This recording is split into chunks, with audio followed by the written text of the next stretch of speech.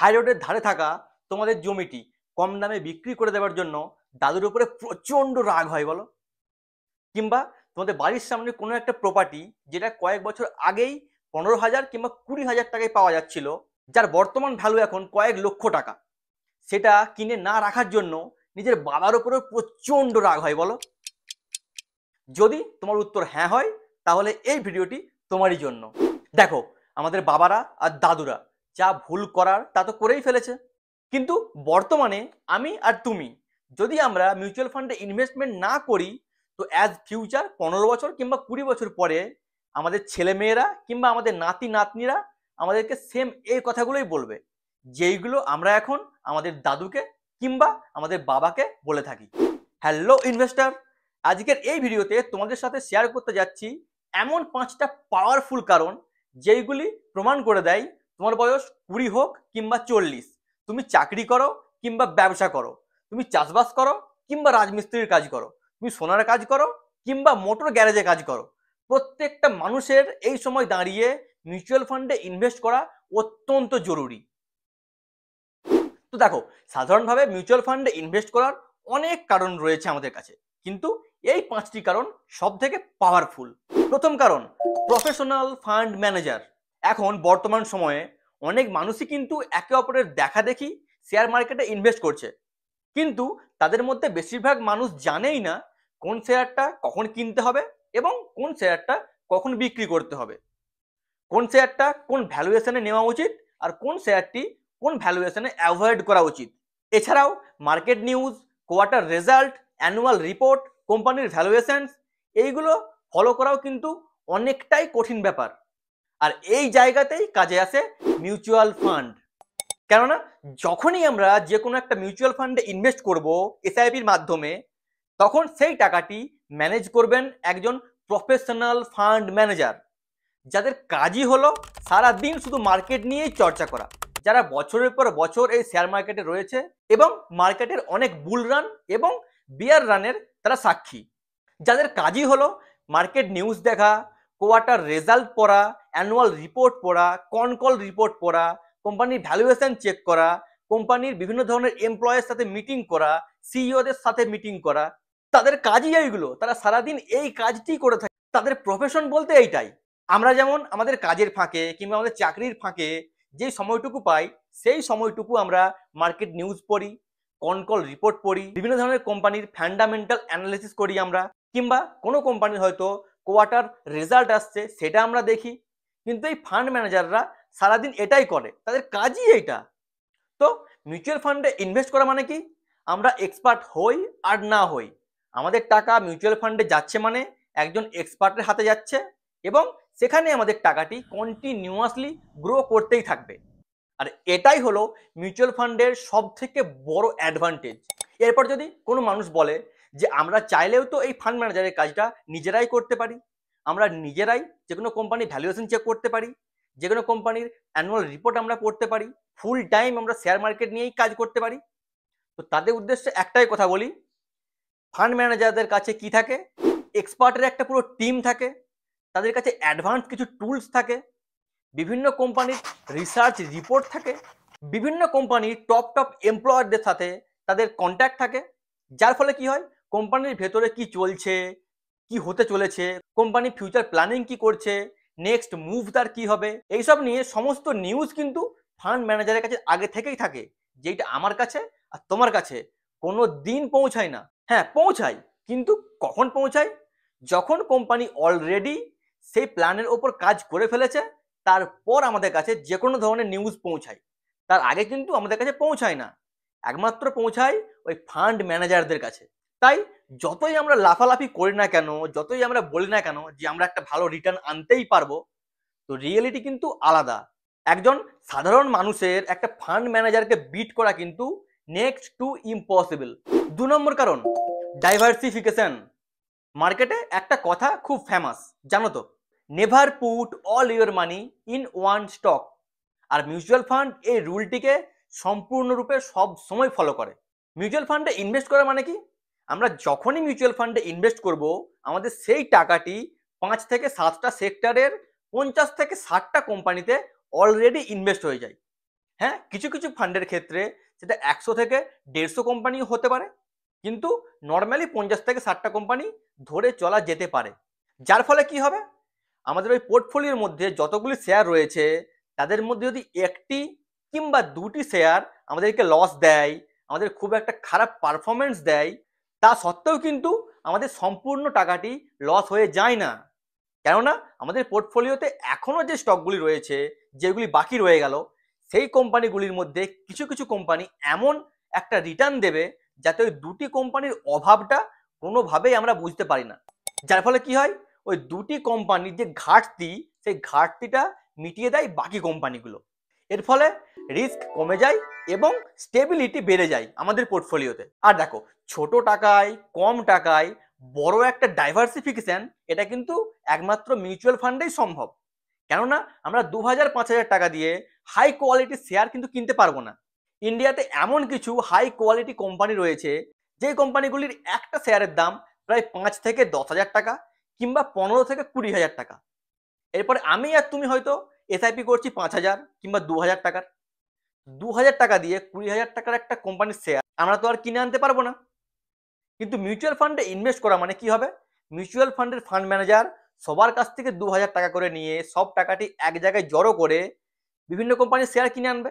যার ফলে কি হবে, এই কোম্পানির একটু শেয়ারের অংশ আমরা পেয়ে গেলাম, ওই কোম্পানির শেয়ারের একটু অংশ আমরা পেয়ে গেলাম। যার ফলে কি হলো, আমাদের পোর্টফোলিওটি খুব সুন্দরভাবে ডিজাইন করা হয়ে গেল বা সাজানো হয়ে গেল। 3 নম্বর কারণ, কম টাকায় ইনভেস্টমেন্টের সুযোগ। হ্যাঁ, এখনো অনেক মানুষ রয়েছে যারা হয়তো ইনভেস্ট করা মানে ভাবে অনেক টাকার প্রয়োজন, কিংবা ইনভেস্টিং করতে গেলে আমাদের কাছে অনেক টাকা থাকতে হবে। আর মিউচুয়াল ফান্ড এই ভুল ধারণাটিকে সম্পূর্ণরূপে ভেঙে দিয়েছে। এখন বর্তমান সময়ে আমরা মাত্র 100 টাকা দিয়ে এসআইপির মাধ্যমে মিউচুয়াল ফান্ডে ইনভেস্ট করতে পারি।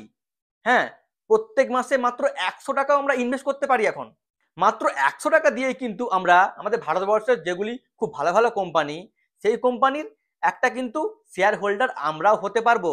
মিউচুয়াল ফান্ড সকল প্রকারের মানুষকে একটা স্টার্টিং পয়েন্ট দেয়।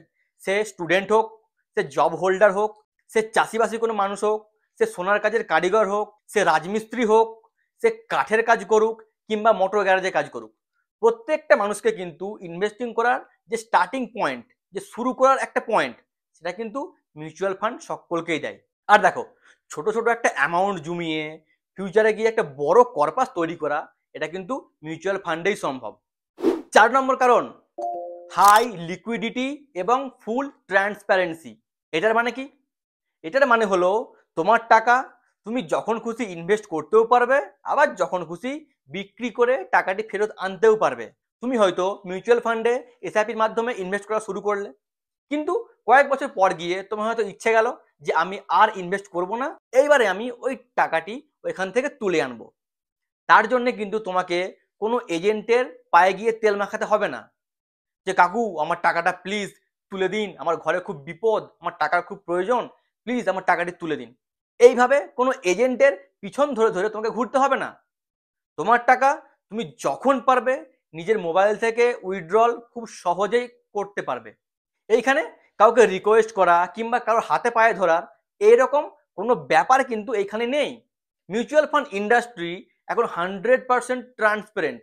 তোমার ইনভেস্টমেন্ট অ্যামাউন্টের ওপর যাবতীয় তথ্য তোমাকে দেওয়া হয়, তোমাকে মেল করে দেওয়া হয় কিংবা মোবাইলে এসএমএস পাঠানো হয়। তোমার টাকা কোন কোন কোম্পানিতে ইনভেস্ট হচ্ছে সেই তথ্য তোমাকে দেওয়া হয়। তোমার টাকা ম্যানেজ করছেন কোন ফান্ড ম্যানেজার, সেই তথ্য তোমাকে দেওয়া হয়। ওই ফান্ড ম্যানেজার তোমার টাকাটি ম্যানেজ করতে কতটা কমিশন নিচ্ছেন বা কতটা চার্জ করছেন সেটা তোমাকে জানানো হয়। তুমি যদি কোনো কারণে ওই মিউচুয়াল ফান্ডকে অল্প টাইমের মধ্যে বিক্রি করে দিয়ে চলে আসতে চাও, তার জন্য কতটা এক্সিট লোড তোমাকে দিতে হবে সেই তথ্য তোমাকে দেওয়া হয়। কত টাকা এনএভিতে তুমি একটা ইউনিট কিনতে পারলে সেই তথ্য তোমাকে দেওয়া হয়। প্রত্যেক দিনের রিটার্ন তোমাকে জানানো হয়। ব্যাস, আর কি চাই?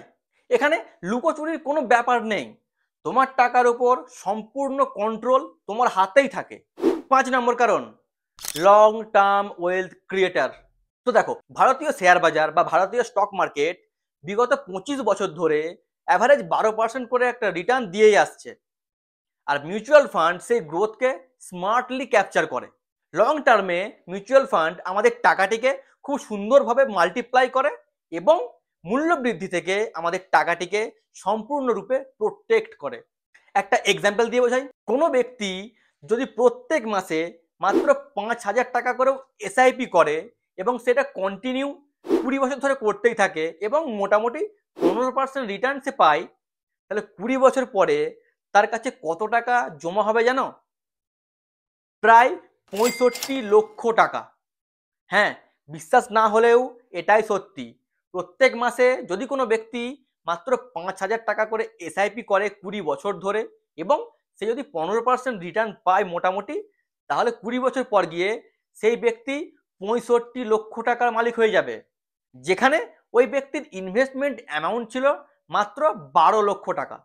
হ্যাঁ, 12 লক্ষ টাকা ইনভেস্ট করে 65 লক্ষ টাকা, ভাবা যায়? এটাই হলো মিউচুয়াল ফান্ড, এটাই হলো পাওয়ার অফ কম্পাউন্ডিং, যেখানে আমাদের টাকার উপরে সুদ জোড়ো হয়ে হয়ে আমাদের টাকাটি কয়েক গুণা মাল্টিপ্লাই হবে। কিভাবে হবে? প্রথম বছর 1 লক্ষ টাকা হলো, তার পরবর্তী কয়েক বছরে 2 লক্ষ টাকা হলো, তার পরবর্তী কয়েক বছরে 4 লক্ষ টাকা হলো, তার পরবর্তী কয়েক বছরে 8 লক্ষ টাকা হলো এবং তার পরবর্তী কয়েক বছরে 16 লক্ষ টাকা হলো, আরো কয়েক বছর পর 32 লক্ষ হলো। মানে বুঝতে পারছো, 2 এর পরে 3 না হয়ে 4, 4 এর পরে 5 না হয়ে 8, 8 এর পরে 9 না হয়ে পরবর্তী বছরগুলোতে ডাইরেক্ট 16।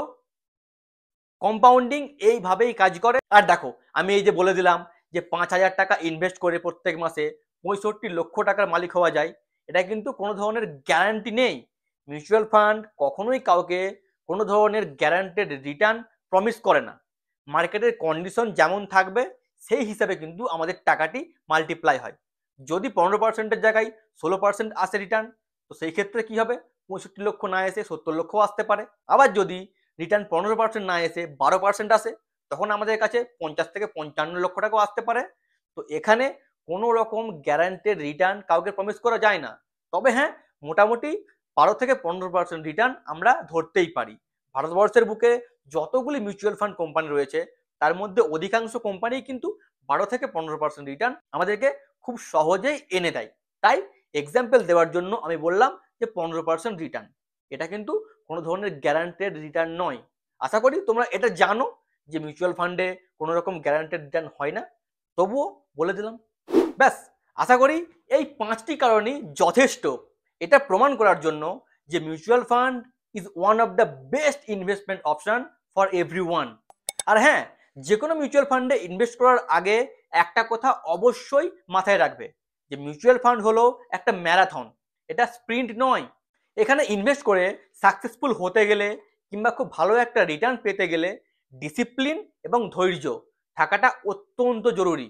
আর মিউচুয়াল ফান্ডে ইনভেস্ট করার পরের দিন থেকেই যেন না মোবাইল দেখতে শুরু করো না যে দেখি একবার কতটা রিটার্ন আসলো, দেখি একবার কতটা কমলো, দেখি একবার কতটা বাড়লো।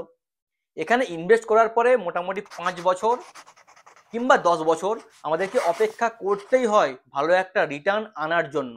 কেননা আমরা সবাই জানি স্টক মার্কেট এরকম সোজাভাবে চলে না। স্টক মার্কেট চলে কখনো আপ, কখনো ডাউন, আবার আপ, আবার ডাউন। তো যাই হোক, আশা করি এই ভিডিওর টপিকটি তোমাদের একটু হলেও ভালো লেগেছে। যদি টপিকটি ভালো লাগে তো অবশ্যই আমার জন্য একটি লাইক করে দিও এবং পরবর্তী ভিডিওটি তোমরা কোন টপিক নিয়ে জানতে চাও সেটা অবশ্যই কমেন্ট বক্সে এসে জানিয়ে যেও।